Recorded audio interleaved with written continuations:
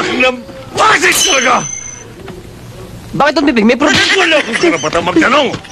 Kung may problema man ako, sa akin na lang yun! Naintindihan ba? Opo, Don Piping. Wala akong sabi karapatang magtanong! O sumagot! Nagkakaintindihan ba tayo? Kung hindi dahil sa karapatang payat na yan, hindi sana naghihirap ang isang Don Piping sa loob ng bilangguan na ito. Pipigain ko na ang natitirang dugo ng garapatang payat na yan! Don Piping, paano mo naman siya uubusan ng dugo? Ayaw, di ba? Nakakala mo! Ako lang!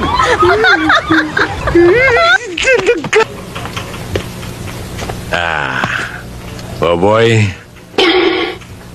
saan pwedeng kontakin ni Desiree si Kulot?